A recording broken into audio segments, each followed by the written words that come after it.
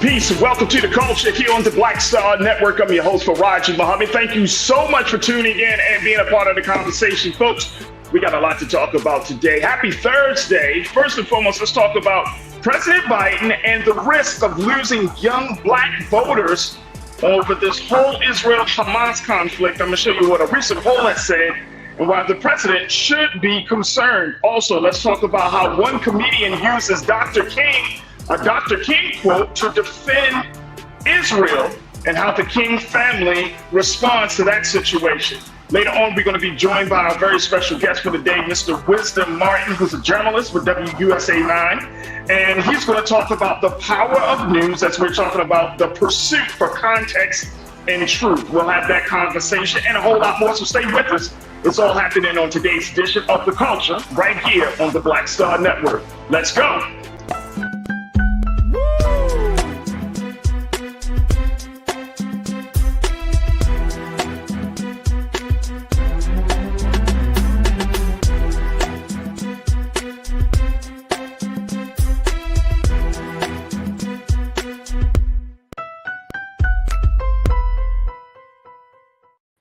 All right, folks, welcome to the culture here on the Black Star Network. I'm your host, Farajii. Thank you so much for tuning in and being a part of the conversation as we have a lot of big discussions up for you, folks.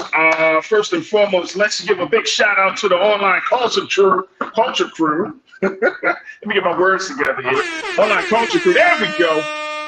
The crew is checking in, and big shout out to all of those who are stepping into the room as we're streaming. Let me get my words together. As we're streaming live on Roland Martin's YouTube page. Excuse me. And big shout out to everybody that's checking in. Big brother Willie Frazier. Good afternoon, big brother Willie. Good to connect with you once again. My pastor, Pastor Damon Lissette. Good afternoon, big brother. Jawan Evecta. Good to see you, Jawan. It's been a minute. Thank you so much for tuning in once again. Deidre Hall. Hey, Deidre. How are you? Hello, Cindy D. Good to see you once again. And who we got? Oh, H. Renee Nelson. H. Renee Nelson, thank you so much for tuning in. Along with my big brother, Conscious Thought. Conscious Thought, thank you, sir. Kathleen Davis. There we are, Kathleen. Thank you for joining us as always. And the ABX girl. Hey, girl. Hey, ABX. There we go. There we go. Sister Debbie Muhammad, peace and blessings to you as well, Sister Debbie. Thank you so much for checking us in. Brother Raymond Harris, long live Black Star Network. How about that? I love that, Brother Raymond. Long live Black Star Network. Come on, come on, come on. That's right. Christopher Booker. Hey, Culture Crew. Hey, Christopher. Thank you so much, brother, for checking in. Folks, make sure y'all join us in the conversation. This is one, I'm not going to act like this is the only chat. All right, let me say that. This is the best chat.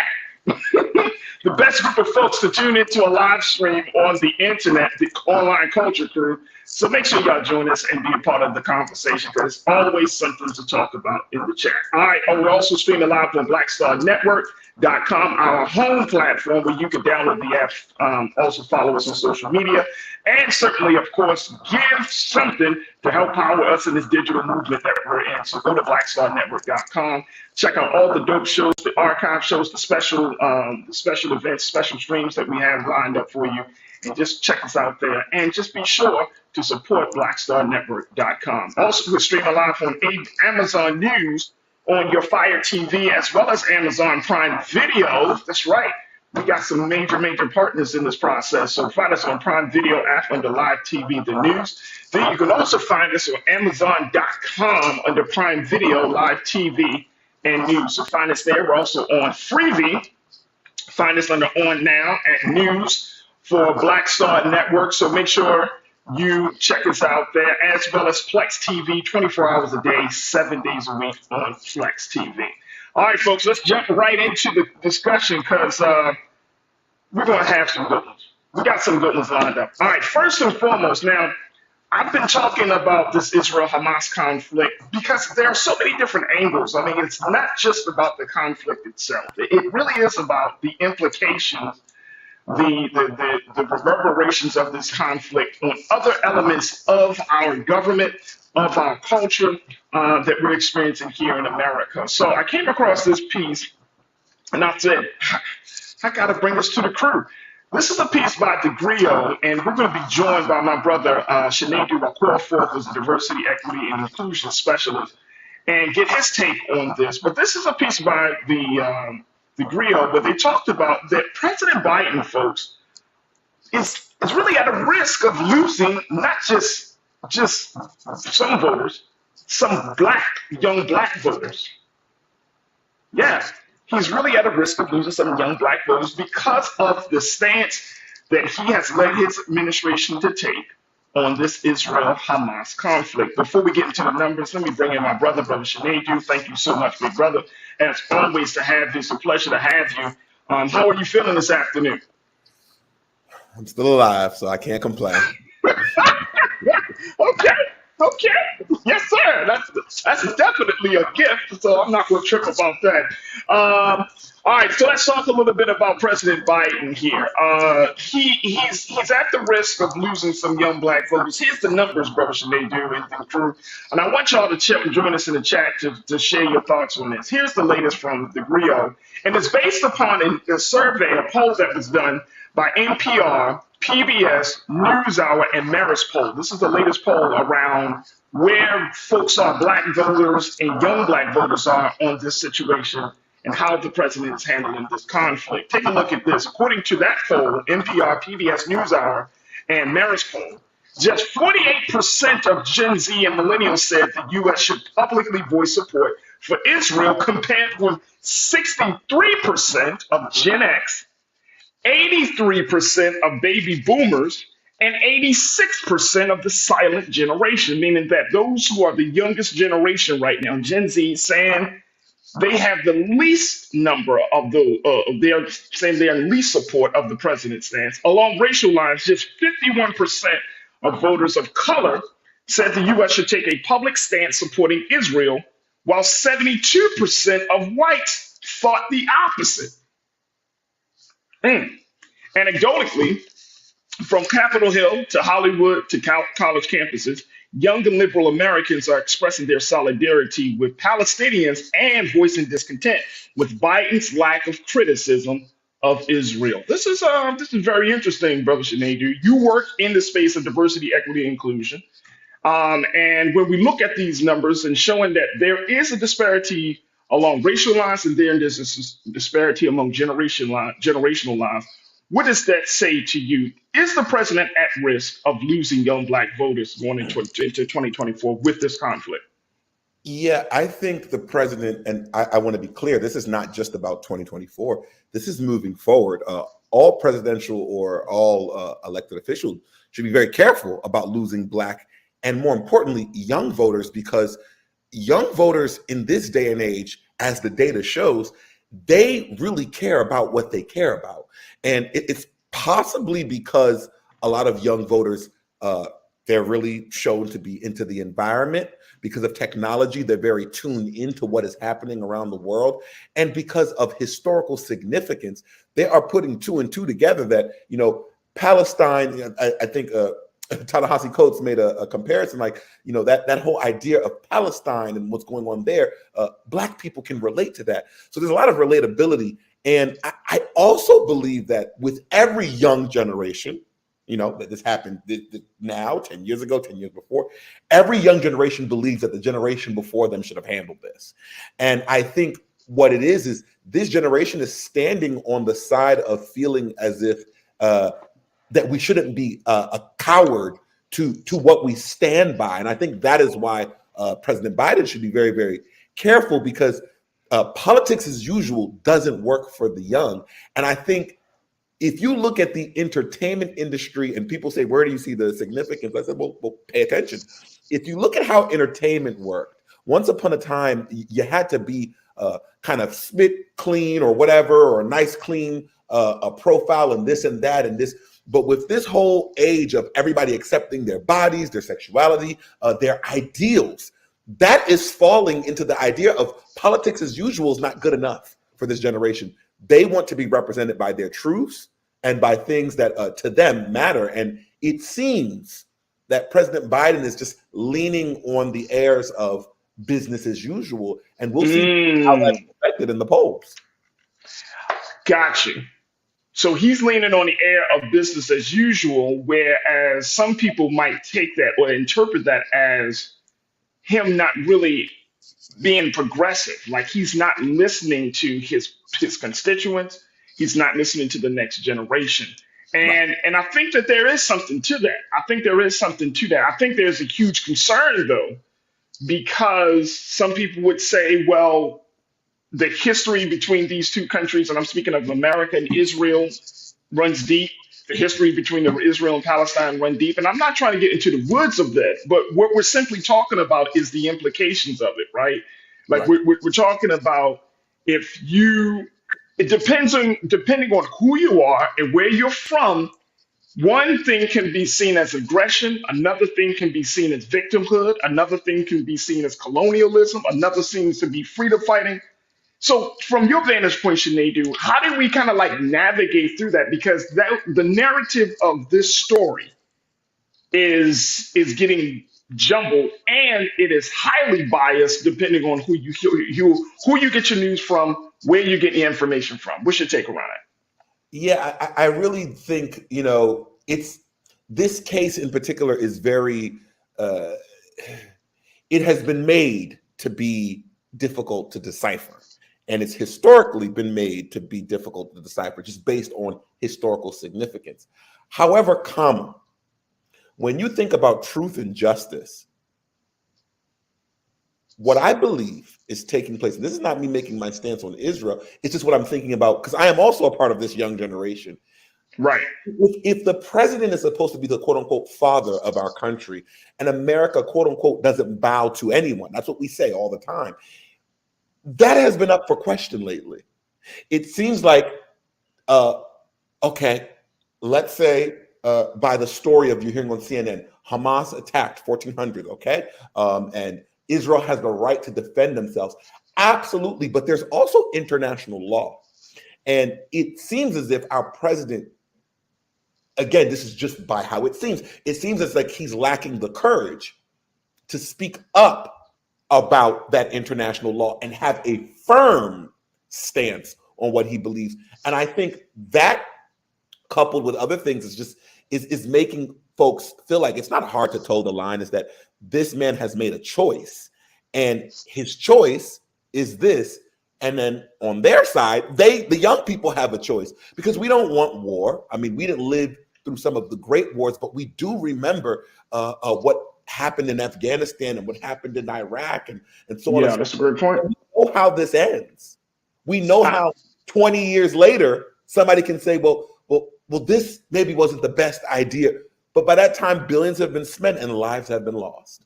Great point. Look, we're going to take a quick pause. When we come forward, we're going to continue this conversation. Kuri, I would love to get your take on this as we talk about President Biden and the risk of losing young Black voters.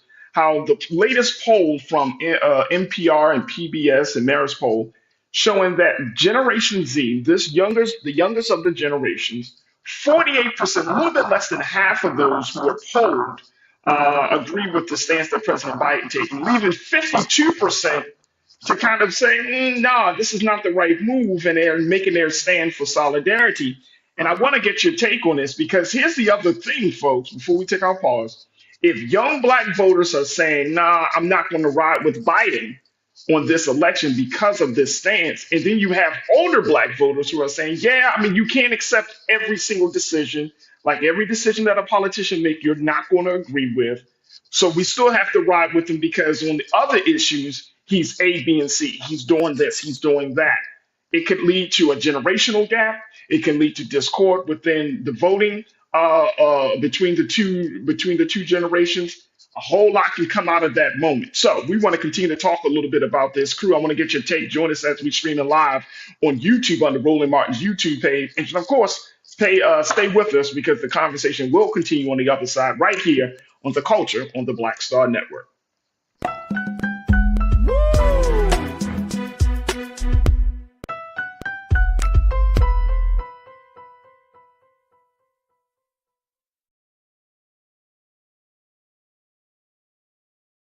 When you talk about Blackness and what happens in Black culture, we're about covering these things that matter to us, speaking to our issues and concerns. This is a genuine people-powered movement. There's a lot of stuff that we're not getting. You get it, and you spread the word. We wish to plead our own cause.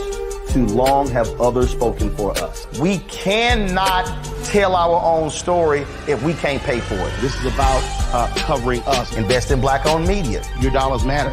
We don't have to keep asking them to cover our stuff. So please support us in what we do, folks. We want to hit 2,000 people, $50 this month, raise $100,000. We're behind 100,000, so we want to hit that. Y'all money make this possible. Checks and money orders go to P.O. Box 57196, Washington, D.C. 20037-0196. The Cash App is $RM Unfiltered. PayPal is R Martin Unfiltered. Venmo is RM Unfiltered. Zelle is Roland at RolandSMartin.com.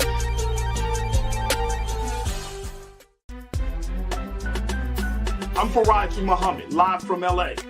And this is The Culture. The Culture is a two-way conversation. You and me. We talk about the stories, politics, the good, the bad, and the downright ugly. So join our community every day at 3 p.m. Eastern and let your voice be heard. Hey, we're all in this together. So let's talk about it and see what kind of trouble we can get into. It's The Culture, weekdays at 3, only on the Black Star Network.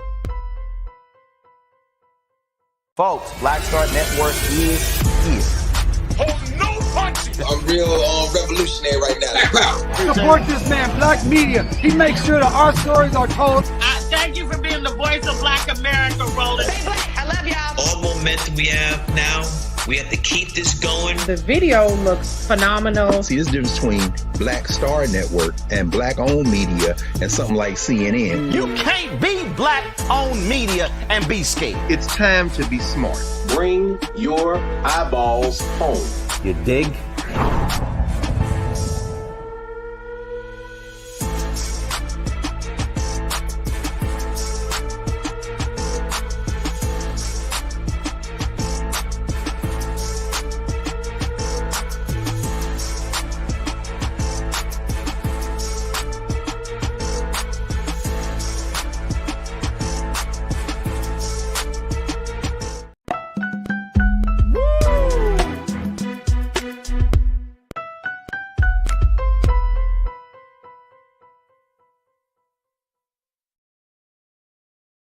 All right, folks, welcome back to The Culture here on the Black Star Network. I'm your host, Farajii Muhammad. Thank you so much for tuning in as we talk about a new poll that shows that President Biden may be at risk. He may be at risk, folks, of losing young black voters due to the stance that he and his administration is taking in showing unwavering, unfettering support for Israel through this latest chapter of the Israel-Hamas conflict.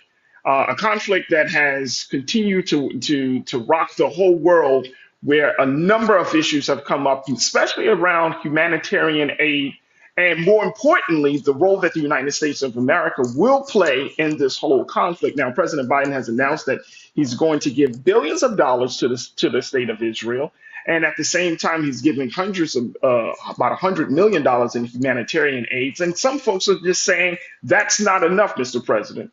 And of the group that's saying that's not enough are young black voters. And young black voters are making it clear now in 2023 that they will not be voting for this president come 2024, leaving a big question of uncertainty of how the president, his team, is going to continue to try to win over the next generation of young black voters. Let me bring in my brother Shanadu, back into this conversation, because I think this is very interesting, which is why I wanted to have a conversation with you, bro, about this, because you're in that group, right? You're talking about Generation Z, Gen Zers, but you said it best. The politics are changing, and the president has to keep up. And I think that's the big challenge. Who said this? Let me see. Somebody in the crew said this, that the president has to walk a fine line, and I couldn't agree more. Cindy D, you said Biden is playing both sides like a fiddle. He's walking a fine line, and he has to. You have this interest of the United States for that part of the region. You have the interest of the United States in supporting Israel, right? But then you do have another generation of Muslims and Arabs and Palestinians that reside in the United States of America, who are part of the voting bloc, the Democratic Party in particular, and they want to have their voices heard. So when an international issue or international crisis like this happens, they want to be heard, especially given the severity of the crisis of what we're seeing right now, where food is being cut off, water is being cut off, electricity is down, communications is down. This is a real humanitarian crisis, not just about warfare, not just about hostages, but you're talking about the common man, common woman in the Gaza Strip that is suffering as a result of these attacks. Now, let's take a look here very quickly. I want to share this part of the conversation with you, Sinead, and then get your take on this. Lise, let's do quote number 2 on this. This is from the GRIO, where UN Security Secretary General Antonio Guterres accused the Israeli government of breaking international humanitarian law. This is from the UN Secretary General. Similarly, in a letter last week, America's first black president, Barack Obama, said the Israeli government's decision to cut off food, water, and electricity in Gaza, quote, threatens not only to worsen a growing humanitarian crisis, but also could, quote, undermine long-term efforts to achieve peace and stability in the region. Biden and his administration have repeatedly said they will stand by Israel and its right to defend its citizens from terrorism. You talked about this, Brother Sinead. So the UN is saying this is a problem. Former president, he's not going all the way in, because I don't think he wants to influence the American people, because he's still quite popular, right, in the eyes of Black America and the eyes of America. But he is focusing and saying, look, this is going to be a real situation, with this humanitarian piece. So what do you make of that? I make of this that people need to listen and pay attention, because at the end of the day, with what's going on, especially I think people should look up the GDP of Israel. We're going to start there. Look at the GDP of Israel and understand that we're about to give them tens of billions of your dollars and my dollars. Look up the GDP of Palestine, and we're giving them hundreds of millions. You cannot leave Palestine without permission of the Israeli government. Right. You cannot leave Palestine without permission of the Israeli government. So ask yourself this. These people have no way out. These people have moved south. They were moving into shelters. They were being bombed. What exactly are we funding? Last month, our student loan repayments restarted. And as much as we hate them and we want them forgiven, what we have to show for it is our degrees, that we graduated. So you know what? It's high, it's inflated, but we have to pay it because we graduated. Ask yourself, the tens and billions in tax dollars that are going to Israel that will end up killing people. What do we have to show for that? And I think, interestingly enough, the young people have this statement that calls "keep that same energy." Where was that energy just a couple of months ago when Niger was getting rid of the French and all of these other people? And here comes the U.S. saying, "Y'all can't do that. Y'all can't do that." But they were protecting their people. Right. Of the Democratic Republic of Congo, where they're extracting coltan and cobalt. What if they stop funding our electric and EV markets here with child slave labor that we accept to get our iPhones and our iPads? What if they stopped on behalf of their people? Would you support them having the right to defend themselves? I just wonder, where is this energy? And furthermore, with Israel being such a great power, my question is, why do we need to garner them with so much financial support when Israel is strong? We didn't bring any support to Russia with the people who were anti-Russia Ukraine war in Russia, who may have needed humanitarian help. We didn't send them tens of billions of dollars, but we supported Ukraine because they were the little guy and they wanted to defend themselves. Where is that respect for Palestine? Where is that respect for Arab folks? And back to the young Black voter, it's like, where is the respect for me? Because I too have seen that in the Americas. So that's why these statistics aren't lying, because it looks too damn familiar.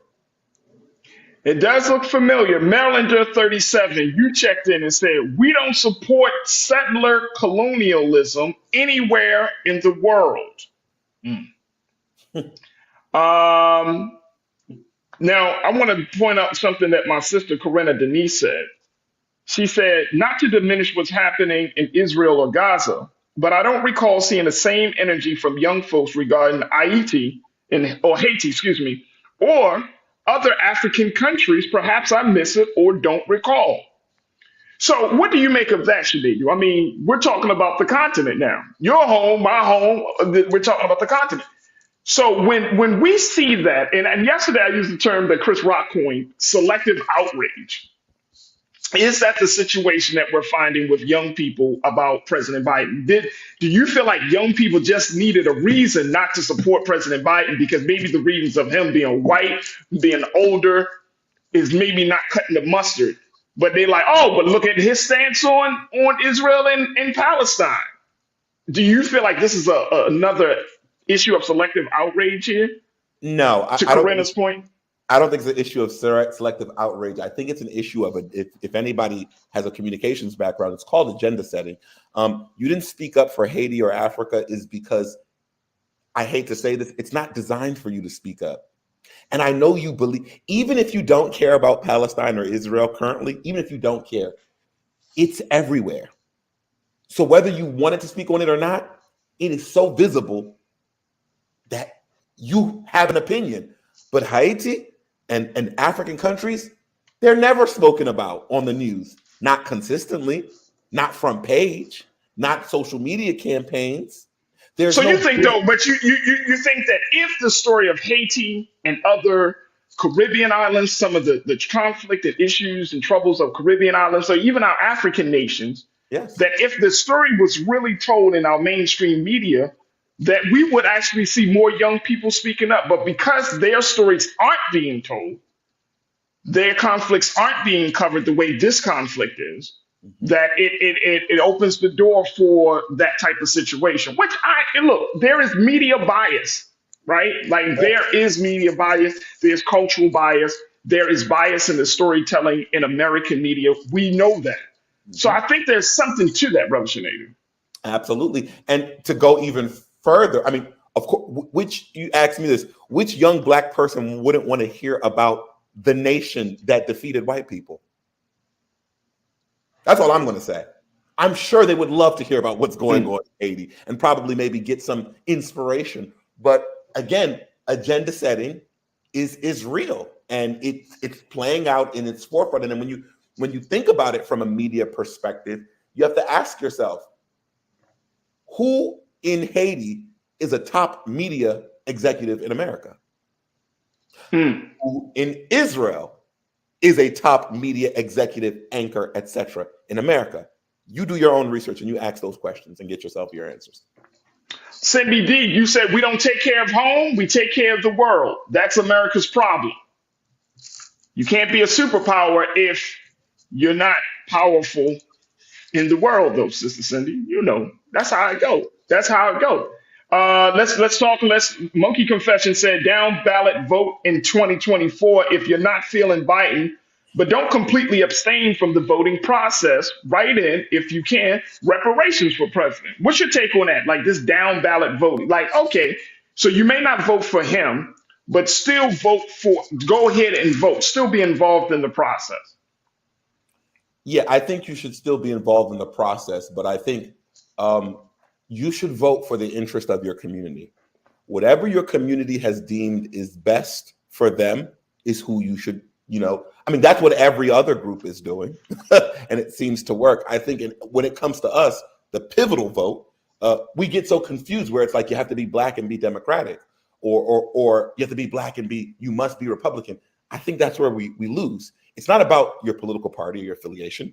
It's about who is representing our interest. Point blank, period. Doesn't matter who you are or what you represent. It's as long as our interest is being met, that is how one should be voting. I think it's very dangerous when we do the voting based on, well, Democrats have historically been be careful with history, because history shows you very many different stories when you look back at it in long terms. So I'm hoping folks are voting based on the interest of their community and based on who intends to help their community with their mandate. And you know what? Very quickly, we got to take a quick pause. But I think we should coin the phrase "vote your values." There you go. Mm-hmm. If you're against oppression, see, I think this is where it gets crazy at, right, Sinead? Like at the end of the day, if you vote based on your values and your principles, then that becomes the metric, that becomes the standard by which you make your decisions. So if you vote your values, if you are one who is against oppression and tyranny, then you take the information that you have about Israel and Palestine and that conflict and say, okay, how does my values fit in this particular conflict? Or you look at the situation in the other place. Where does my values fit into this? But vote your values. If you're talking about voting based upon party, or if you're talking about voting based upon locale, nationality, then I think you're missing the point. I think it's very much easier, and I think this requires us to be authentic in our political expression, that it's easier to say, okay, where are my values? What is my personal politics? And I don't think that these young people are completely uninformed. You see what I'm saying? And I don't think and y'all gonna really, I'm gonna mess y'all up with this one. Every time we talk about the issues of Israel and Palestine, doesn't mean we got to go through the intricacies of a 75 years worth of history. That's just not possible. I can't have a conversation on the show and be like, nope, we got to bring in a college professor. Nope, we got to bring. It's like, no. Let's have a conversation as us, as people who may not necessarily be the scholars, quote unquote, but we all have the ability to think critically, to take in information and to make judgments and to gain ideas and to garner some level of understanding. But you don't always have to, because these conversations, these comments I'm seeing on social media, it's not based on scholarly research. It's based on what people have access to. They see this, they respond that way. They see that, they respond this way. Vote your values. Folks, we got to take a quick pause. When we come back, let's shift gears a little bit, because I'm going to share with you what one comedian has done to use Dr. King's quote to defend her position on Israel and how the King family responds. Stay with us. That conversation is up next here on The Culture on the Black Star Network.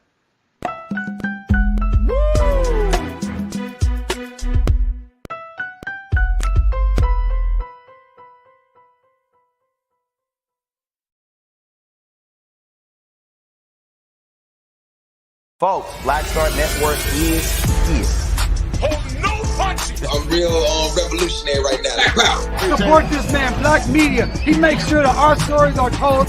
Thank you for being the voice of Black America, Roland. Stay black. I love y'all. All momentum we have now, we have to keep this going. The video looks phenomenal. See, there's a difference between Black Star Network and black-owned media and something like CNN. You can't be black-owned media and be scared. It's time to be smart. Bring your eyeballs home. You dig?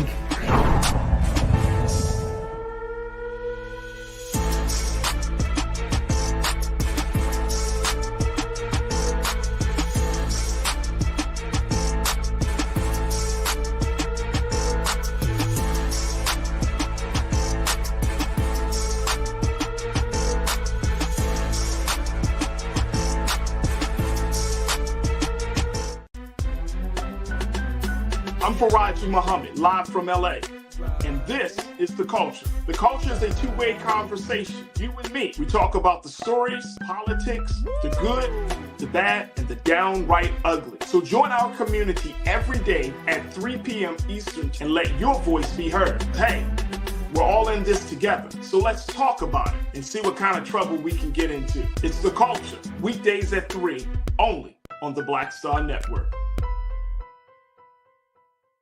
When you talk about blackness and what happens in black culture, you're about covering these things that matter to us, speaking to our issues and concerns. This is a genuine people-powered movement. There's a lot of stuff that we're not getting. You get it, and you spread the word. We wish to plead our own cause too long have others spoken for us. We cannot tell our own story if we can't pay for it. This is about covering us. Invest in black-owned media. Your dollars matter. We don't have to keep asking them to cover our stuff. So please support us in what we do, folks. We want to hit 2,000 people, $50 this month, raise $100,000. We're behind 100,000, so we want to hit that. Y'all money makes this possible. Check some money orders. Go to P.O. Box 57196, Washington, D.C. 20037-0196. The Cash App is $RM Unfiltered. PayPal is R Martin Unfiltered. Venmo is RM Unfiltered. Zelle is Roland at RolandSMartin.com.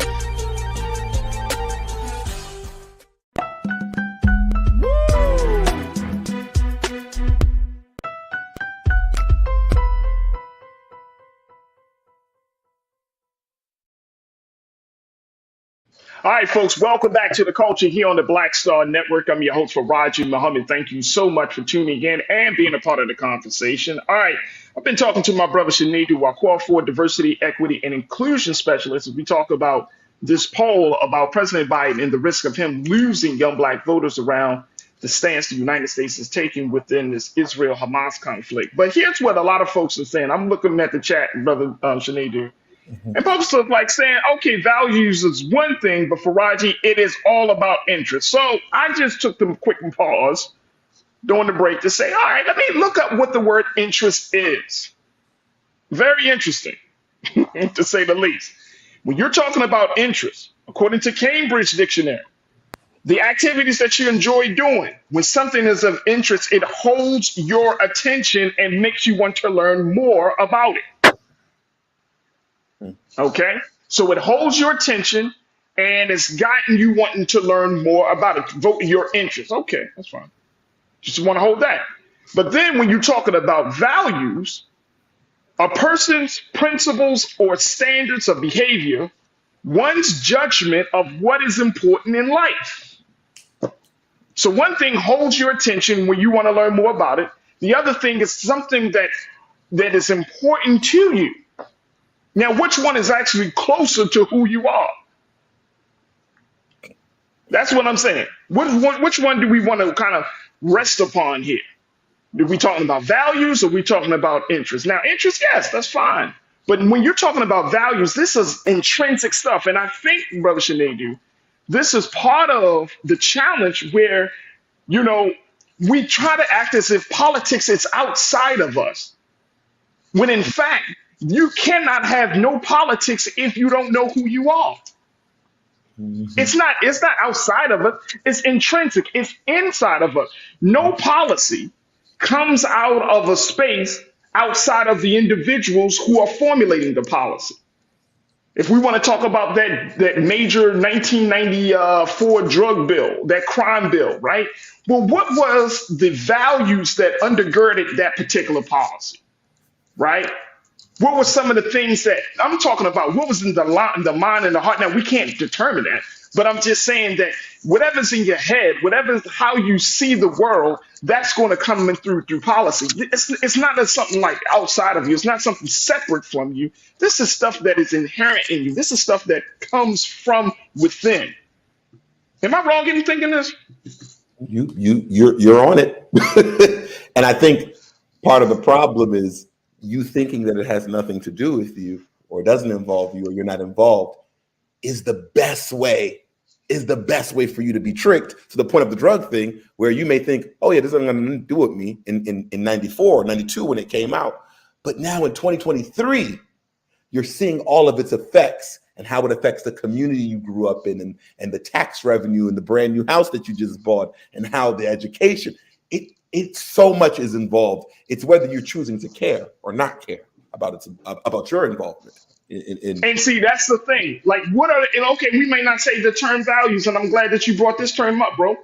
What are the things that you care about? Not the things that you want to fight up against or things that you're against, because we're always asked that. Like, what are you against? Nobody's going to say I'm against schools. And what are the things that you care about? And I'm saying really get into your mind. And I think this is the part of the process that I think that is required for all generations, all people, black, white, whatever, all people in all generations.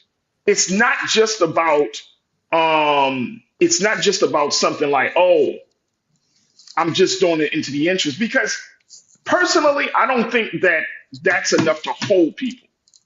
Because I feel like your interests will change depending on the circumstances. But your values, if you are a person that values the sustainability of the family unit, that's not going to change regardless of who's in office, regardless of what's happening within the culture. You as a father, you as a mother is going to work to make that value a reality. All right, let me just share this with y'all very quickly. Amy Schumer, she's often on, I think she started on Saturday Night Live, gone on to Hollywood, but she used a Dr. King quote to defend her stance on Israel.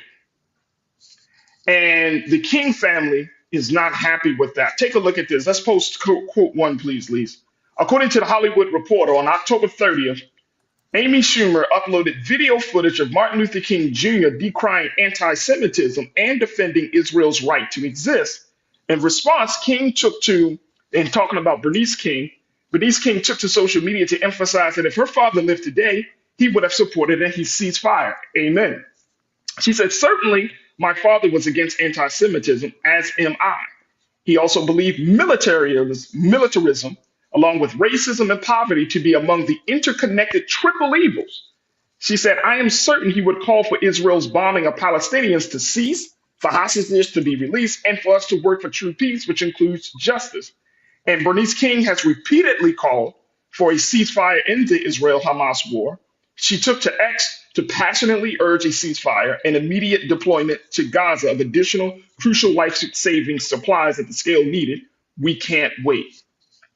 This is one of the issues, I think, Brother Shanadu, that we have in our culture where we can take a moment, a quote like Amy Schumer did, and take it out of and put it somewhere else without proper context, bro.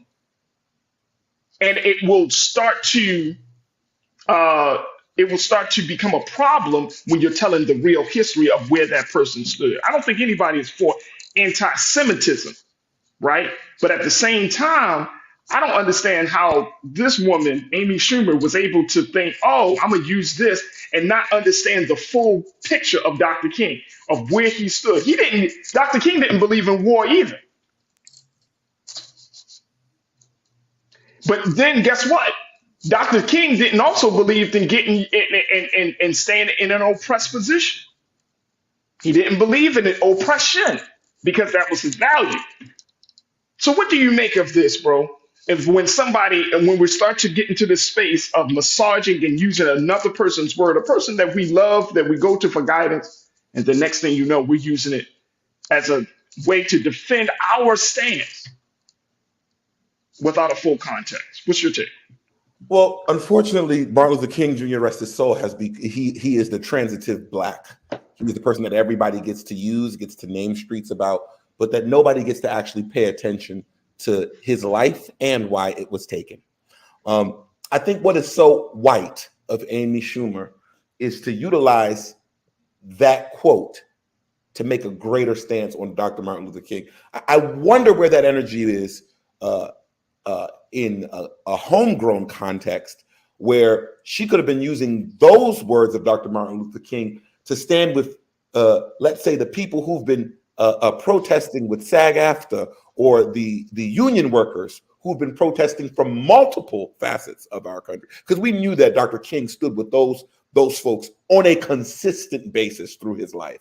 But choosing to weaponize that one clip is just, it is quintessential whiteness. It's to say, look, even one of yours said this. The most revered of you said this. And I'm glad that the King's family came and came to the defense, because I think it is very dangerous to cut and paste a piece of Dr. King again and not go in full context. And guess what, bro? And let me just throw this in there very quickly. This is not just about Amy Schumer. Mm-hmm. This is a lesson that we can all learn from. Mm-hmm. And I'm saying as black folks, right? Like we can take the quote of any one of our great black heroes and sheroes and fit them in accordance to our view of things, right? Without giving people a context of without giving people full context of where that person stood. When Dr. King said what he said about Israel, look at the time that he said it. What time frame are you talking about? Are you talking about the 50s? You talking about the 60s? When are you talking about? And that will give you a greater understanding of the time of that. If Israel was established in 1947, 1948, and then you look at 7 or 10 years later, Dr. King saying something about that Israel has a right to exist. But Israel has grown to be a superpower in that part of the world as well. Since that time that Dr. King said his words. But Dr. King's prevailing view and value and interest is no war. Is the fact that would he be happy with Israel's accumulation of nuclear war, of nuclear armament? And I think that, see, I love when I say something earlier and it ends up coming back to be come on at the end, just like a good pastor. Back to what I was telling y'all about agenda setting. What Amy Schumer did is no different than how America continues to speak of Martin Luther King as I have a dream and not the speech he made to the sanitation worker. That's agenda setting. That is to control you to think one way about something. And that is the major point of what I've been saying. And I think what she, again, and this is not the first time Amy Schumer, remember what happened after the Oscars. It's not the first time Amy Schumer has jumped into business that don't belong to her or that she should not be jumping into. But if I may put this out there, Farajii, let's stop quoting the dead. Let's pay attention to the living. Did you hear the Freudian slips of the president of Israel, Netanyahu, the foreign minister of Israel, who I think both had Freudian slips within the last week, where they literally said out their mouth that we're trying to destroy these people. And then that they're even saying that they're not.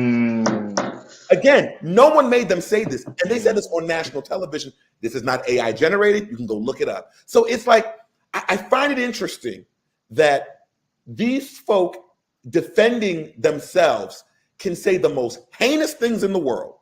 And let's say defense is the right thing to do. But heinous should be heinous no matter who says it, whether it's defense or indefensible. But it's interesting how no one is holding Netanyahu, who, let's be clear, beyond this point, y'all love to look at postseason. Let's look at the offseason. No one likes Netanyahu. Do y'all read? And that's why I find all of this to be very performative. And remember 9/11/2001. The day before that attack, I don't think anybody could give two shits about George Bush. But what happened by 9/12/2001? All of a sudden, he was the greatest man ever. We forgot about everything else because of what took place. Don't be confused by the okie doke. Now, let me take this, and my brother, I gotta let you go. Deidre said Amy Schumer needs to be quiet. Conscious thought, you said something people need to remember about the Reverend Dr. Martin Luther King Jr. is this: at the time of his assassination, his national approval rating from Gallup was less than 40%. Facts. He was not the most beloved black man in America. Matter of fact, black people was not feeling Dr. King after a while. And I'm talking about from his own clergy. I'm talking about from his own pastoral colleagues. That's fact. That is fact. CC Knight, you said, I'm truly enjoying the conversation, brothers. Much love. Thank you, CC. We truly appreciate you for that. Corinna, you said Dr. King nor Malcolm X would be withholding the vote because they understood its power.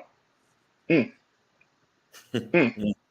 this. Look, man, this is a serious situation. Jairus Latrell, you said, Jairus, it was another snippet of a great speech that has been taken out of context by people outside of our culture. And that's why, hey, look, that's why when we have these conversations, we do have to be cognizant of the fact that somebody's going to take the conversation. They're going to take that and take it out of context. But guess what? You take anything that's out of context, it's so big. We can't stop you from doing what you do. But what we can do is what? Speak the truth, right? And wherever this point is taken out of context, when you really listen to whatever is being said in its proper context, there's going to be one thing you can do. You're only going to agree with it, or you're going to just perish because of it. Just speak the truth. If you're speaking the truth and it's taken out of context, guess what? You're still going to be the winner because truth always stands alone. It cannot be defeated, unlike the internet. It's like the internet, right? My brother Sinedu, I appreciate you. I love you. Thank you so much for joining us and providing your insight. God willing, we will reconnect with you very soon. Thank you, brother Sinedu. Love you too, brother. Inshallah. See you soon. Yes, sir. All right, folks, we got to take a quick pause. When we come forward, let's talk about the power of news as we're talking about the pursuit of context and truth. We're going to be checking in with journalist Wisdom Martin from WUSA 9 to talk to us about the role that he plays as a journalist and what he sees and how we should have certain conversations. Stay with us. The conversation continues on the other side right here on The Culture on the Black Star Network.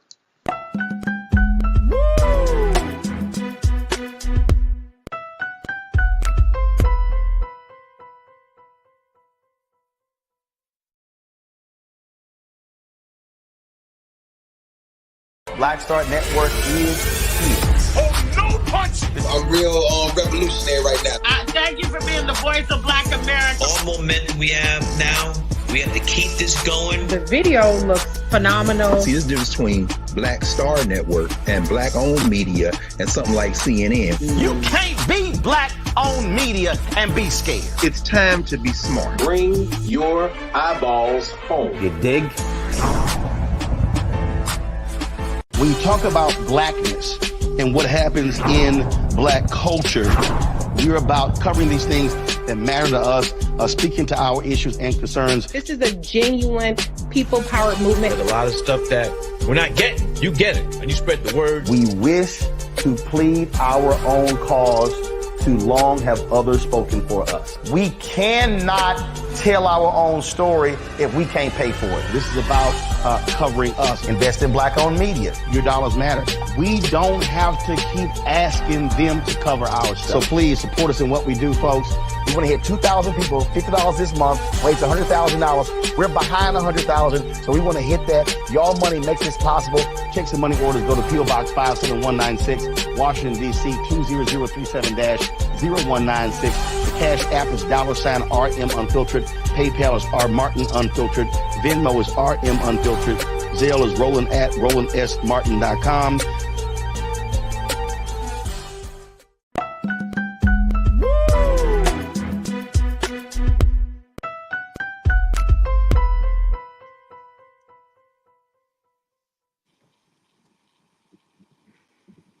All right, folks, welcome back to The Culture here on the Black Star Network. I'm your host, Farajii Muhammad. Thank you so much for tuning in and being a part of the conversation as we are about to embark on the second half of the show to talk about some of the big cultural conversations. And this next discussion I'm having with a very special guest. I'm so happy to have my brother joining me as he is an anchor and journalist for WUSA 9 in Washington, D.C., and he is going to give us some insight as to what we're looking at. How do we make sure that we dissect information in such a way that we can understand its context and essentially get to the truth? So we're going to be talking about the power of news. And I'm happy to have him joining us here, Brother Wisdom Martin. Brother Wisdom, thank you so much, brother. How are you this afternoon? I'm doing great. How you doing? Thank you very much for having me, and it's an honor and a pleasure to be here with you. Oh, brother, it's an honor and pleasure to have you joining us this afternoon. So I thank you so much for your time. I want to kind of get your take on, this space that we are finding ourselves in. And I know that as one who is in the space of reporting information, reporting the news, it's essential that you try to do this with great integrity. There are journalistic ethics and a code of ethics among journalists. But do you see that kind of slowly being diminished every day because of not just the rise of social media, but because of the mentality of where we are as a people, as a culture in this country, where facts, truth, those things seem to be slowly being pushed to the side, and opinions and alternative facts has taken front and center stage. What's your take on Right. that? Absolutely. I think you're right. I think a lot of it has to do with social media because anybody can put anything on social media and sometimes people just don't fact check. So it doesn't matter whether it's true or not. Once it gets out there on social media, anybody can pick it up and they repost it and then it gets reposted a bunch of times. And then the next thing you know, the untruth becomes fact just based on the fact that it's been reposted thousands and thousands of times all over the country and all over the world. And again, it's not some people aren't fact checking this, they're just taking it as truth. The other thing is the rise probably started about, I'm going to say 10, maybe 15 years ago with the back and forth talking, one journalist versus another journalist. I saw this big in sports many years ago, one journalist versus another journalist. That's what it started with. And it started my opinion versus your opinion. And then it started to slowly pick up steam. So now you go from having, this is just an example, but you go from having, all right, you got two guys up here talking about highlights to one guy screaming about this team or this player is better than another player, and another guy on another side doing the same thing. That took over because people started to enjoy that. They didn't want to just sit down and just get the highlights and have somebody read them highlights. That's an example. And then that started to bleed over into news. So now people started to want more and more of the, we're presenting this side and then we're presenting this side. Let's try to get both sides, and people going back and forth at each other. And that created a bunch of networks that are doing that. So then people started gravitating towards that and started leaving the actual people who were sitting up there telling us, here are the facts, here's the news, because it started to deviate and it wasn't interesting to them anymore. And you'll see the numbers decline because there's so many television stations and networks. So it's a huge, huge problem.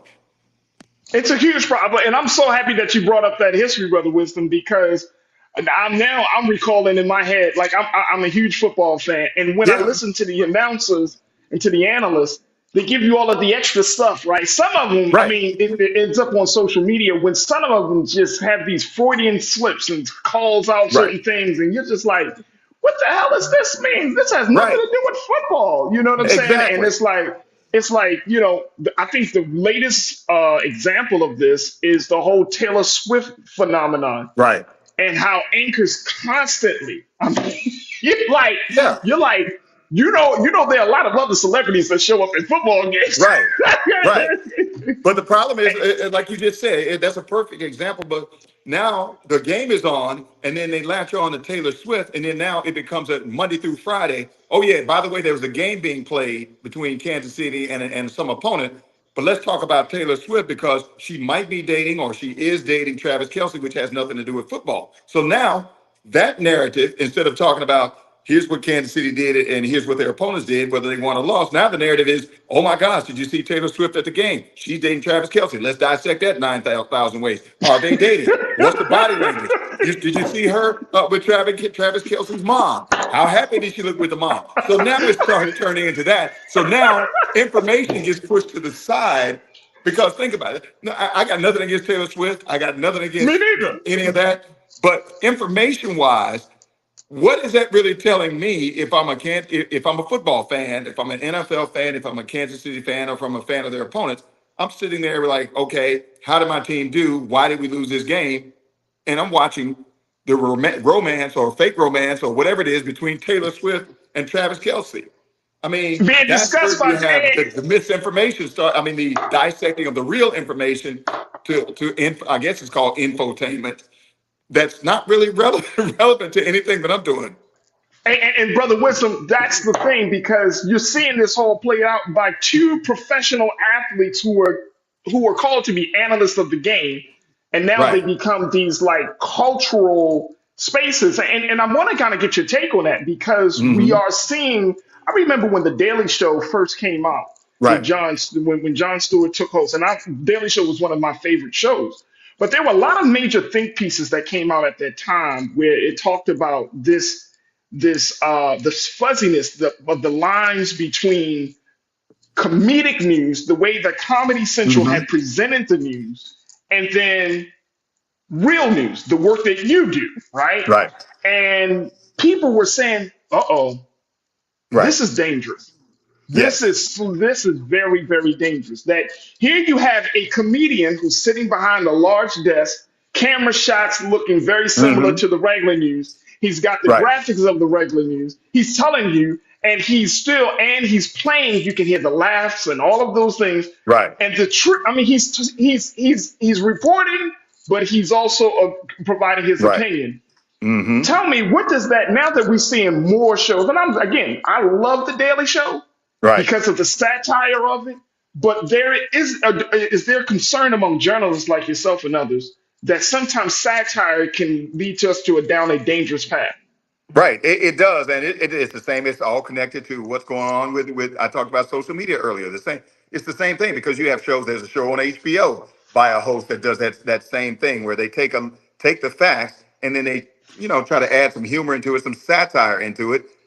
And the danger is people, again, will take this as hardcore fact and not do the joke part of it or the satire part of it and just take the other part of it and just run with it. There's an entire network, and you know what I'm talking about. There's an entire network based on people just sitting up there talking, and it's not based on facts. It's playing to a certain audience that will not fact check and will take information, misinformation, and run with it. And the reason that that's dangerous is because now you're taking misinformation. You're feeding it out to people who do not fact check or do not, sometimes they don't even care. They just hear one thing, whatever they feel like they want to hear, they take it and run with it. And then they take that out into society. And that's in the back of their minds when they're approaching people that are being talked about on these shows that are not based in fact. Right. That's where a lot of this stuff starts to be dangerous and troublesome. And that's why I'll say also it's very important when it comes to being the remaining real journalists and real journalism. We're talking about hardcore journalism here, that you have representation in the room. You hear people talk all the time about representation matters. I can tell you firsthand, I've been doing journalism, television news for over 30 years. Over 30 years from the time going back to when I was in college. Representation matters because when you get in the room and you start discussing what you're going to cover for the any news like the news organizations, you have to be in the room. People of color need to be in that room because that offers some different perspective about why we're doing this story. And it also can break up some of the negative narratives that okay, we're doing this story because of this. So if you're in the room, you can say, well, that's not necessarily true. That neighborhood is not this. That person is not this. I'll say one more thing about what I just said to add to it, and then I'll toss it back to you. Yes, But sir. again, I'm going to say we see a lot of this when it comes to sports. And because everything's all tied in, narratives are created about Black athletes that are harsh, hardcore, and super negative anytime a Black athlete does anything. For example, Deion Sanders and his kids on at Colorado. Every time they're being they're celebrating victories and they're being brash, they're considered bad people. They're considered arrogant. They're considered why are you allowed to do this? These types of things. When you see other people do it, that's not the story that's being told. I watched Rob Gronkowski with the New England Patriots just cut up every time he scores a touchdown, and nobody. Oh, he's just a great guy. So that's the kind of stuff I'm talking about. If you're in the room, you get to partake in these conversations and say, well, wait a minute, hold up. Why is this person being demonized and why is this other person not being demonized? We shouldn't be approaching this way. And unfortunately, sometimes we're not in the room. And unfortunately, sometimes for the sake of entertainment, people get to be demonized. Well, these horrible athletes. Why are they doing this? Why are they doing that? I had a discussion with somebody one time at one of my old stations about this, and they were saying, I don't understand why these athletes make all this money and they can't do this and they can't do that and they make these bad decisions. Well, the truth of the matter is, a lot of these athletes that we're talking about come from neighborhoods that are not well off. They come from backgrounds that are not that great. So and then they go to college on these scholarships and become superior athletes. And then they go to the pros and then they get a lot of money. So you have someone who comes from a negative background. And you know what I mean when I say negative background, with no guidance, the parents and the family not necessarily in their corner. and then you give them a bunch of money. And that sometimes that's a recipe for disaster. Absolutely. And if you're not there to say, wait a minute, you don't demonize the guy because he doesn't know and because he's making mistakes, because other people make mistakes. This just happens to be a high profile athlete that's making these mistakes, whether it's with his money or whether it's with other decisions that he makes. We have to be in the room. Look, we're going to take a quick pause. When we come forward, more conversation with my brother Wisdom Martin, who is a journalist for WUSA 9 in Washington, D.C., as we talk about the power of news, folks, and the pursuit of context and the truth. I want to hear from you, crew. I want you to get your take on this as we talk about all of these things. And this is just from sports to just the presentation of news, but there is an impact. There is a consequence on all of this. And now let's talk about it, the consequence that Black America will feel and continue to feel as a result of this. So, folks, we're just really getting started with my brother Wisdom, and of course with you. Stay with us. It's The Culture here on the Black Star Network.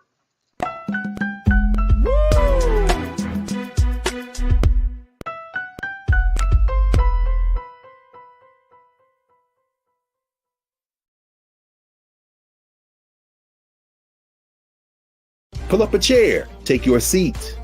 The Black Tape with me, Dr. Greg Carr, here on the Black Star Network. Every week, we'll take a deeper dive into the world we're living in. Join the conversation only on the Black Star Network.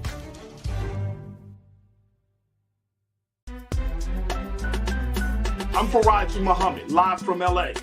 And this is The Culture. The Culture is a two-way conversation. You and me. We talk about the stories, politics, the good, the bad, and the downright ugly. So join our community every day at 3 p.m. Eastern and let your voice be heard. Hey, we're all in this together. So let's talk about it and see what kind of trouble we can get into. It's The Culture, weekdays at 3, only on the Black Star Network.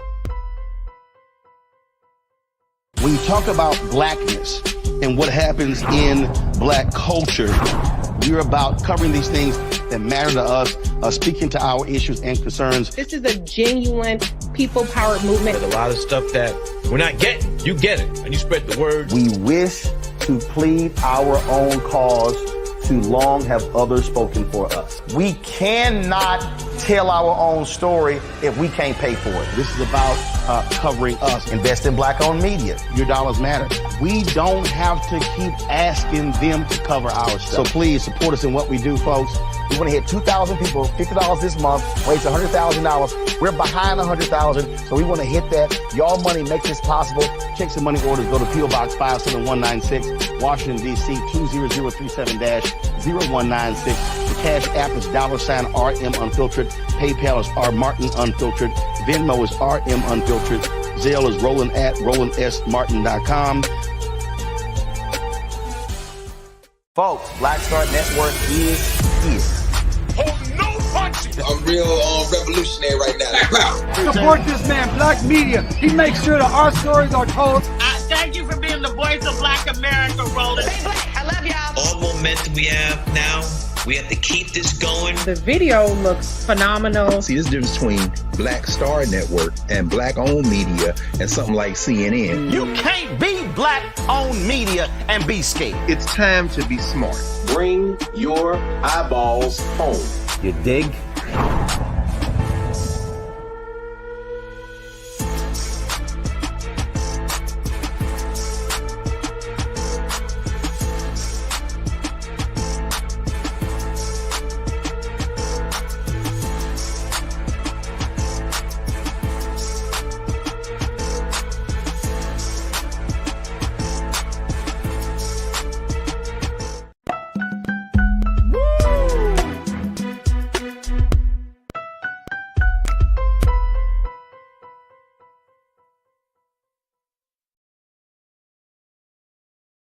Folks, welcome back to The Culture here on the Black Star Network. I'm your host, Farajii Muhammad. Thank you so much for tuning in as we are having a very special conversation with our very special guest today, Brother Wisdom Martin, who is a journalist with WUSA 9 in Washington, D.C., talking about the power of news, the pursuit of context and truth. I want to go back to something that you said, Brother Wisdom, about representation.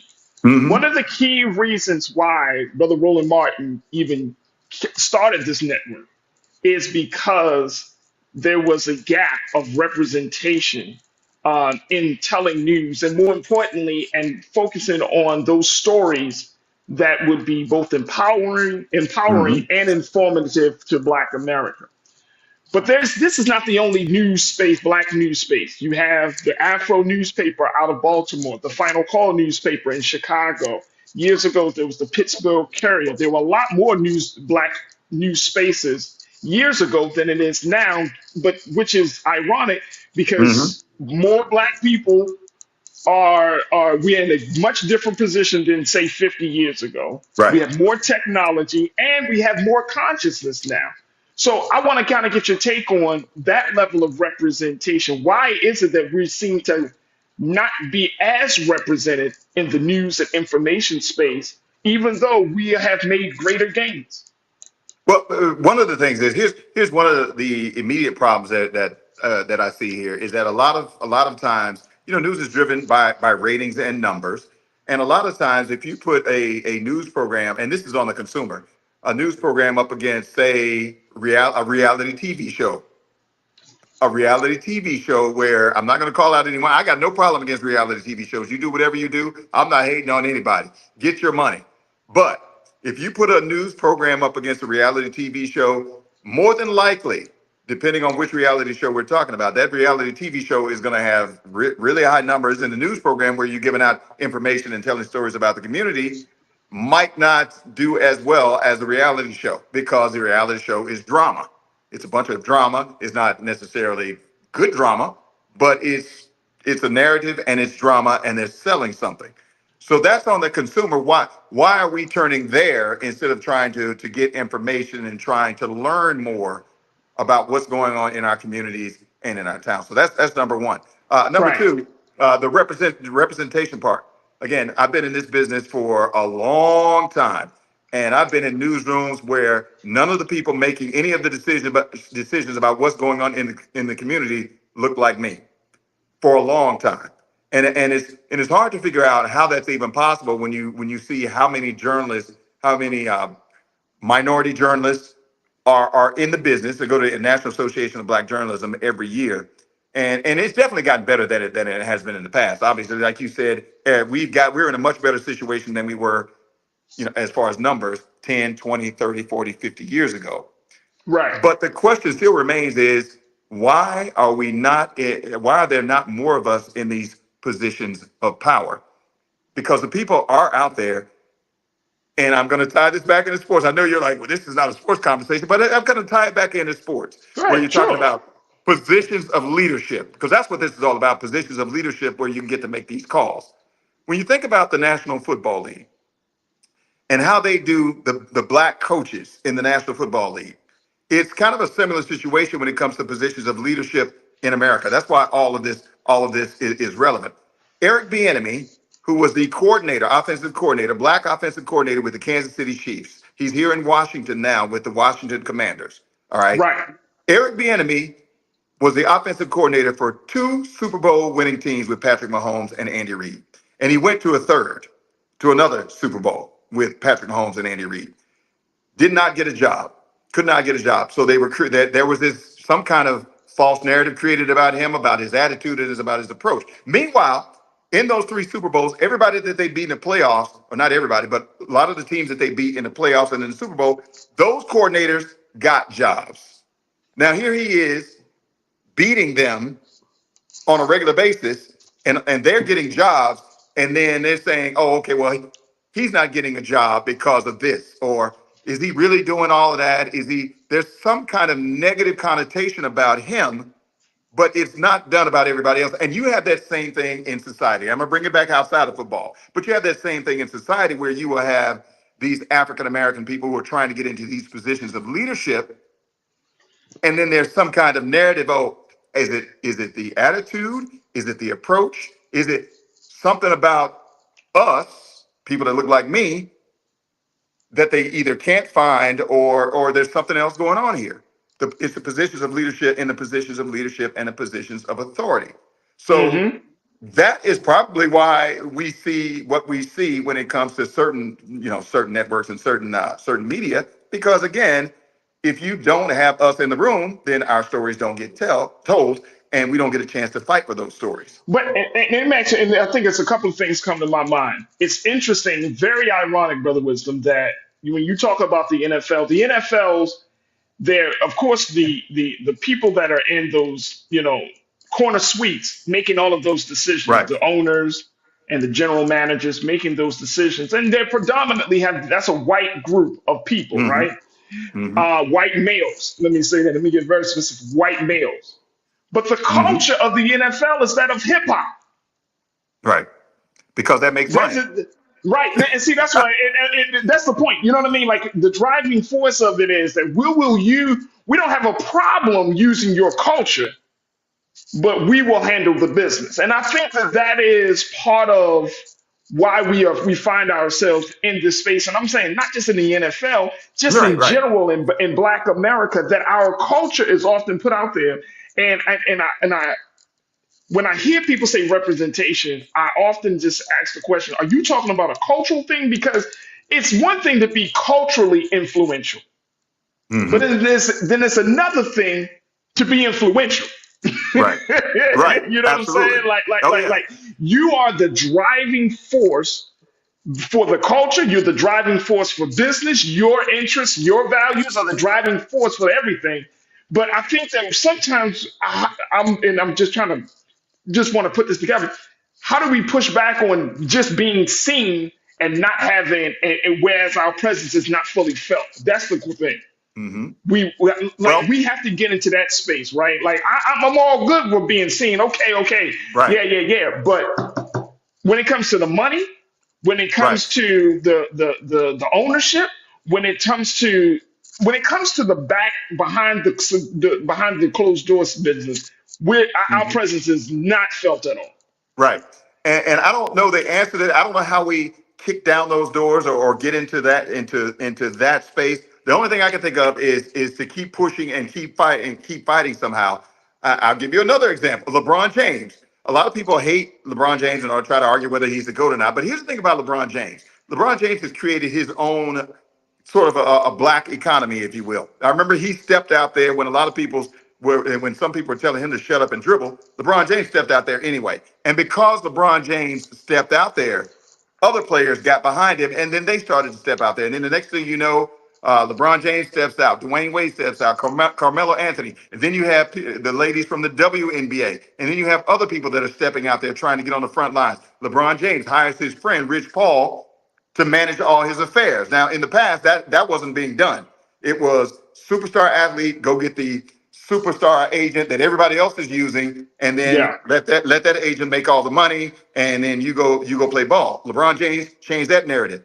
My guy, Rich Paul, his buddy, Rich Paul, I'm going to put him in charge of everything and make him a superpower, make him a super agent, have him control the money that's coming out of my pocket, and it's a lot of money. So now you have one guy, LeBron James, who is this economy within an economy. So not only is he making money for the NBA and whatever team he plays for, he goes back and he gets, okay, my guy Rich Paul and some other people around him. Now he's taking some of that money and spreading it out to him. Now Rich Paul is, I would hope, is doing some of the same things, bringing people up with him. So the success is not just LeBron James winning championships and LeBron James being famous and making movies and all this stuff. Think about that. LeBron James and Empire, one of the best players to ever play the game, brings along his guy and puts him in charge of the money, thus making that guy a millionaire. Right. And having access to even more capital to do more things and get into other spaces. So that's one thing. I know everybody doesn't have $1 million. Everybody doesn't have LeBron James money. We're not dunking basketballs. That's not what we're here for. But that's a great example of how people can make a difference, and you can do that on a small scale. But see, all right, and I'm sure, Brother Wisdom, you heard this story where the NBA. This is from TMZ. They reported it where the Department of Justice is has opened up an inquiry into the NBA about its prohibiting the growth of the Big Three League that was started by Ice Cube. I've heard about that. Mm-hmm. You see what I'm saying? And so we're seeing, and so to the point that you were just making, like we're seeing that, yes, LeBron James is making moves within the given structure that he plays in. Mm-hmm. But the moment that we start to do something for ourselves, to tell our story, to be represented, to no longer say, I'm not going to be in the room, I'm going to build my own damn house. Right. I like that. Right? You know what I'm saying? We're getting to a space, now you're a threat. Now the DOJ, a government institution, has to come in and say, let me just open up inquiries. Not to say that y'all are guilty, but we have some inkling that something may be happening, preventing you, where you're preventing this alternative league that I think Ice Cube started because he wanted to, create a different space outside of the NBA. Now y'all are preventing this alternative league to get resources, players, capital, all types of stuff. And I think this is a lesson that is an ongoing lesson for us as Black America, that the moment you start to step outside of the system that of white supremacy, then that's going to be a moment where you're going to have some problems. Well, I think that speaks to the context, and the truth of the matter is that when we get and talk about context, we can't talk about the context of our plight, our condition, through the lens of white America anymore. We got to look at it through the plight, the lens of Black people telling our own stories. Right, and the key to that is you got to keep going and you got to keep fighting, because the moment that you stop is the moment that everything starts to go away. You got to keep going, and you got to keep fighting. You got to keep figuring out different ways to maneuver in different spaces. And I know, people are coming after you. I know that. That just is what it is. But you got to keep going, because think about it. The long-term impact, every little piece makes a difference. Every little step makes a difference. I just listened to, I can't remember the exact quote, but I was listening to Martin Luther King, a quote from Martin Luther King. I think it was something about if you being in a race, if you can't run, walk. If you can't walk, crawl. But by all means, keep going. Keep going. And that's the bottom line. You have to keep going. You have to have these conversations that like we're having right now and figure out, okay, what is the next move? What is the next space we can enter into? Social media is a huge space. We need to get into that space as well and figure out that whole thing. Everybody's trying to figure that out. Some people have already figured it out. Younger people have figured it out. I think Brother Roland has figured it out. Yeah. I'm gonna be honest with you. Yeah. I think, regardless of how people say, well, I don't, whatever. Yo, Brother Roland is on. Y'all know Roland is on social media like no other. He constantly pumping this thing out. So I think that we look at it. You got to keep going, and I think that there is and I know I got to take a quick pause, but I want to kind of get your take, because when there's facts, when there's news coming across our screens, there's news coming across the radio speakers. When there's news coming across, that's going to affect Black Americans. Mm-hmm. That's going to affect how we see the world, how we see ourselves, and I want to kind of get your take on, if that information does not empower, but actually diminishes who we are, what is the proper response of the listener, of the watcher, of the reader? Mm-hmm. Look, we're going to take a quick pause and continue our conversation with Wisdom Martin. And of course, I'm going to bring up some of your thoughts on this discussion as we talk about the power of news, the pursuit of context and the truth. Stay with us. It's The Culture here on the Black Star Network.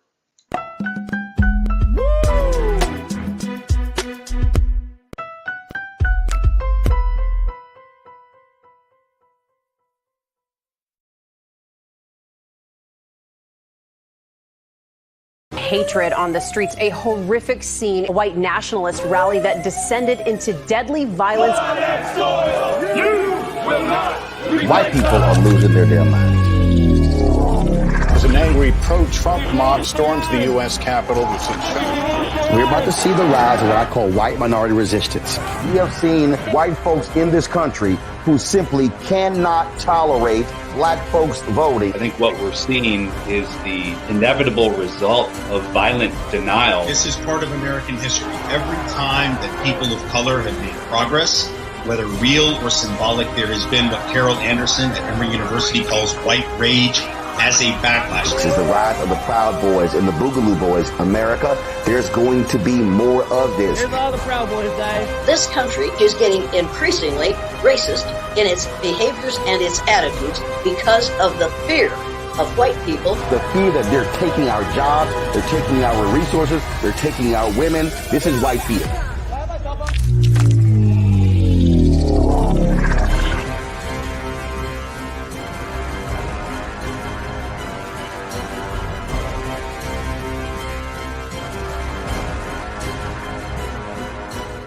Black Star Network is here.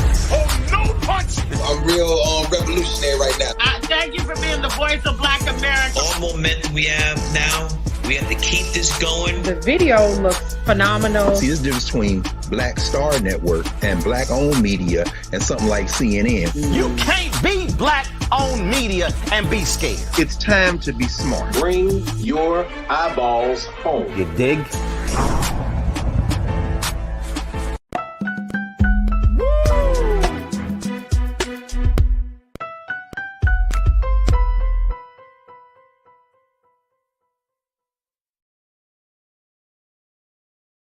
All right, folks, welcome back to The Culture here on the Black Star Network. I'm your host, Farajii Muhammad, joined by my very special guest, Brother Wisdom Martin, who is a journalist and anchor for WUSA 9 in Washington, D.C. So we're talking about the power of news, the pursuit for context and truth. And Brother Wisdom, I can't thank you enough for your time that you spent with us this afternoon. Just as we wrap up this part of the discussion, it's always important for me to make sure that anytime we turn on the lights and get the cameras rolling, and anytime we open this show up, that we show up in a very authentic, honest, and truthful way, right? And it's very, very important. But I think that we are currently in kind of enmeshed in a culture where the truth is not going to always be shiny, nor is it going to be glossy, nor is it going to be glitzy and glammy. But it stands on its own. Whereas lies, right? Well, lies is a well-dressed lie. Mm-hmm. So how do we navigate from your vantage point, Brother Wisdom, as a journalist? You've been in this business for over 30 years. Mm-hmm. Like, people are watching news, and I know that the news situation, depending on the station, the audience could have gone down because people are not feeling what they're hearing.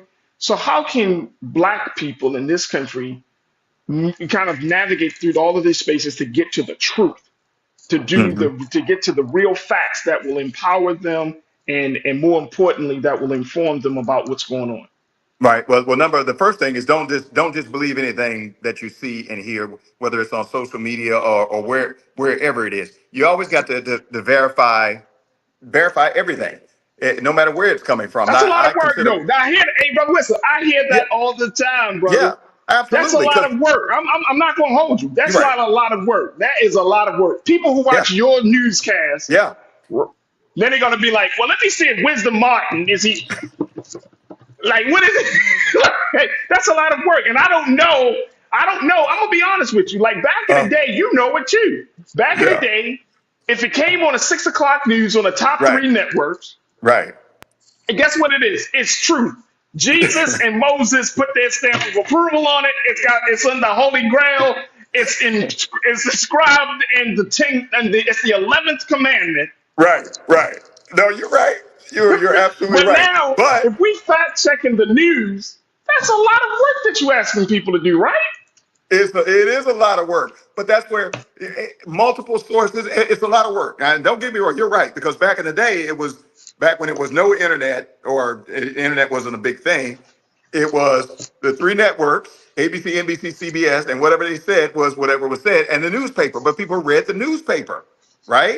So now you got the newspaper, the daily newspaper, and then you have, how many times did you go to somebody's house back in the old days in the old days. And not only are you watching the three networks, but you see somebody outside reading the newspaper with their coffee. All right. So now, I know it's newspapers was journalism back then too, and then they listen to the radio as well. So now you got multiple different areas coming in. Nowadays, the problem is there's like 100 different networks. There's the internet, there's social media, and then there's Wisdom Martin up there on the TV telling you the news as well. So that's a lot going on. That's a lot going on. But the best way to handle it is the same way that the news people are supposed to handle it. Is we're not supposed to just get one piece of information and just run with it. It has to be verified. Where's this information coming from? The news people are supposed to be doing that as well. Make no mistake about it. All that stuff that on the local news level that gets on the news is coming from somewhere else, a trusted, reliable source before it even gets on television. Now, how it's presented is, that's where the representation and everything else happens, being in the room for the representation to give context. Right. But I'm telling you, if you're sitting there, like I've seen, just like we were talking about with those sports programs that you and I were talking about earlier, we sit there and we watch and have these people up there arguing back and forth about these games and these different quarterbacks and these different people and players. And you're like, wait a minute, what is he talking about? That didn't happen. And that's not accurate because I just sat here and watched the game and they just took bits and pieces out of it to create a narrative. So that's where the thinking part and the smartness has to come in for the viewer. I don't know if that's going to happen or how much of that is actually happening, but you gotta think. You gotta think, you gotta verify, you gotta go to your trusted news sources like Wisdom Martin. Shameless plug there. But I, in all seriousness, I do pride myself because I've been in this Washington, D.C. community for over 20 years now. And I started out on those streets connecting with people and taking what they're telling me back to the newsroom and saying, this is why this is a story. And it doesn't work all the time when it comes to, getting out there. But at least, again, you have to try. You have to try to get that information out there. And the viewers, the ones that are still watching, have to either trust what you're saying is going to be mostly true, mostly true, or you can verify it by going to another source, and not just the internet and not just social media, because that's, again, taking bits and pieces of this and that. And then you can obviously watch what people say and then take what you want from that as well. Oh, and make no mistake about it, like you said, it's hard. It's hard. Yeah, to get all this together. It is hard. It is hard unless you're like media junkies like us, right? Unless you work in it, that's what you do. But if that's not what you do, it is very, very hard. And the simple fact is, it requires you to be an informed consumer of news and information. And therein lies the danger. Therein lies the danger, because if you're not an informed consumer and you're just taking information from anybody, therein lies the problem. Is anybody can tell you anything and you're like, that's fact, and I'm just going to run with it, when it could not even be true. It could have an agenda. It could be anything. So I know it's hard, man. It's hard. And I wish I had a magic pill to fix it, or some kind of way to fix it, but I don't. I don't have the magic pill. I'm just. Hey, look. Here's a consequence of that, Brother Wisdom. Yeah. You could be up there reporting the news, telling people straight facts, just laying it out. I'm up here. I'm up here. I feel like a professor or a teacher some days. I'm bringing up charts and quotes and stuff. And then guess what? Somebody gonna be like, I don't believe you. Right. And I mean a black person. They be like, I still don't believe you. I still don't believe it. And you're like, I'm being authentic. I'm putting my integrity out there on the line each and every day that you see me, and you like, I don't believe you. Or more importantly, I don't trust you. Right.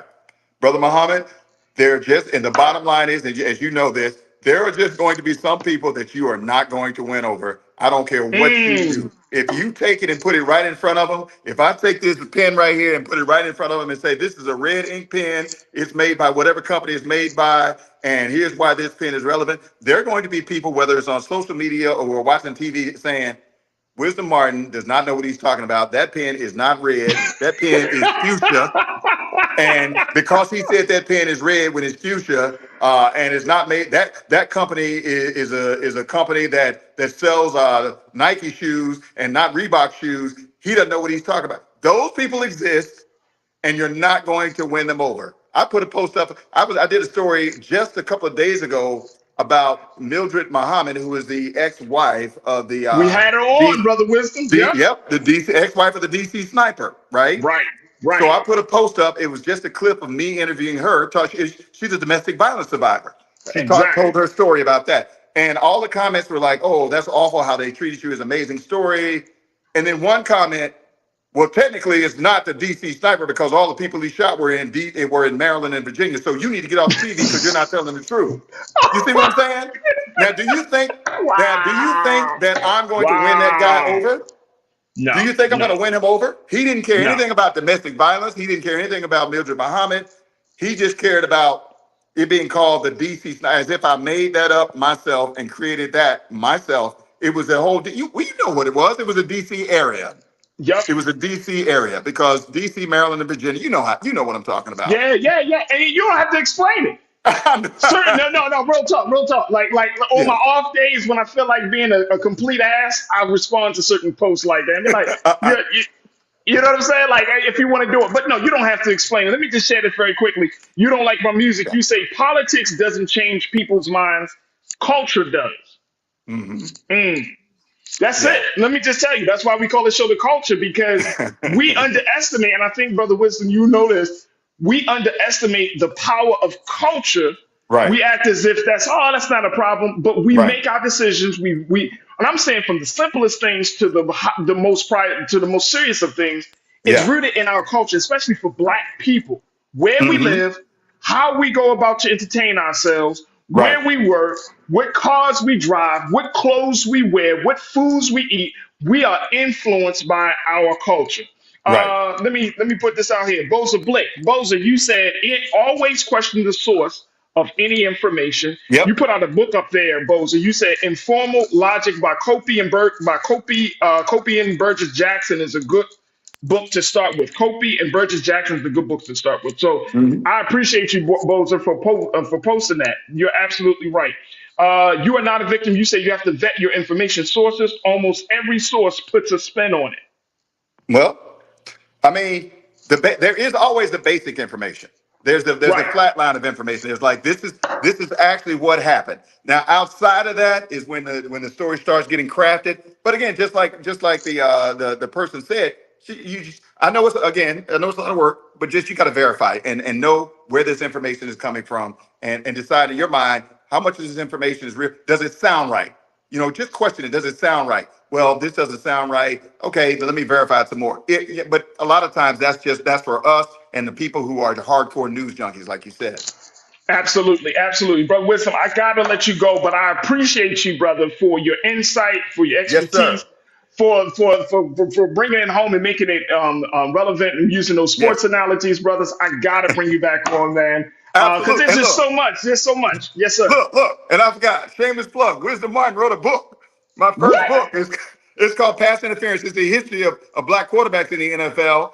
You can verify the sources on that as well. But I got lots of information on here going all the way back to the 50s, dealing with racism and quarterbacks all the way up to current times. So, So, again, you can read the book, buy it anywhere books are sold, and you can verify all the information that's in the book as well. Verify. There it is. Hey, y'all, make sure y'all follow Wisdom Martin on all social media platforms. And more importantly, tune into his broadcast, to his newscast on WUSA 9, especially if you're in that area. And I'm talking about Washington, D.C. I'm talking about, let me stop being a jokester. Like we don't know where D.C. is. Right. Well, make sure y'all tune in. Brother Wisdom, thank you so much for your time. And again, brother, thank you for being so good for the culture.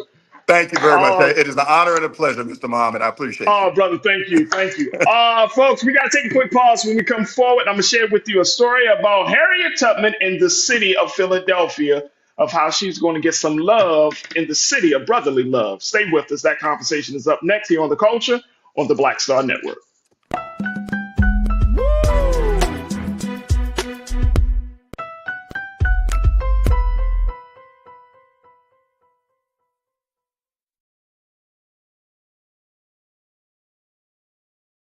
Black Star Network is here. Oh, no punch! I'm real revolutionary right now. Thank you for being the voice of Black America. All momentum we have now, We have to keep this going. The video looks phenomenal. See, there's a difference between Black Star Network and black-owned media and something like CNN. You can't be black-owned media and be scared. It's time to be smart. Bring your eyeballs home. You dig? When you talk about blackness and what happens in black culture, we're about covering these things that matter to us, speaking to our issues and concerns. This is a genuine people-powered movement. There's a lot of stuff that we're not getting. You get it, and you spread the word. We wish to plead our own cause. Too long have others spoken for us. We cannot tell our own story if we can't pay for it. This is about covering us. Invest in black-owned media. Your dollars matter. We don't have to keep asking them to cover our stuff. So please support us in what we do, folks. We want to hit 2,000 people, $50 this month, raise $100,000. We're behind 100,000, so we want to hit that. Your money makes this possible. Check some money orders. Go to P.O. Box 57196, Washington, D.C. 20037-0196. The Cash App is $RM Unfiltered. PayPal is R Martin Unfiltered. Venmo is RM Unfiltered. Zelle is Roland at RolandSMartin.com.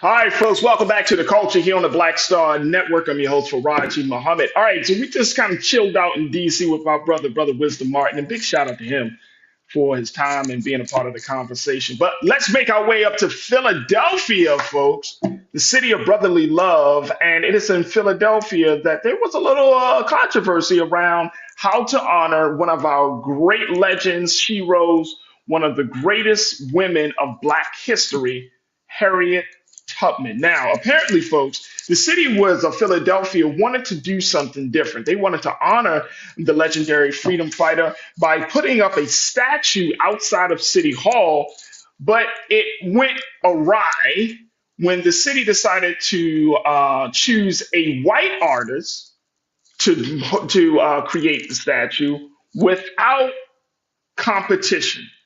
There was no bidding process for it. No one knew what was going on. And so when they announced that this white artist was going to do this special statue that would sit in front of City Hall in the city of brotherly love, y'all know what's going to happen. People didn't like it.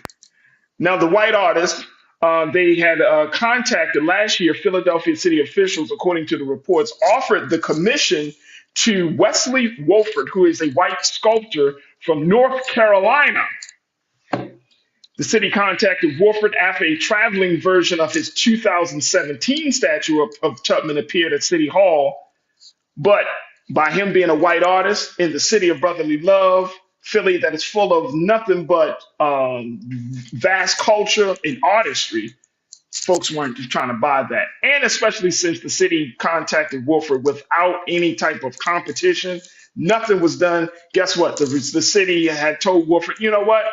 So sorry, but because of the protest, because of the outrage around this situation, we're going to have to just go through this competition, a bidding process. And as a result of that, another artist was chosen by the name of Alvin Pettit.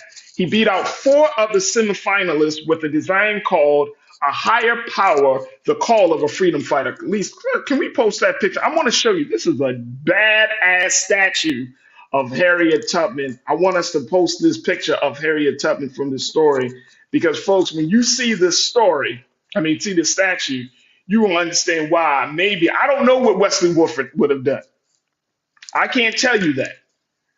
But I want to show you what Alvin Pettit decided to do as he tried to symbolize the power, the strength, the leadership of our sister Harriet Tubman. Let me just show y'all this picture. Can we make that bigger, please? You can take me out the frame.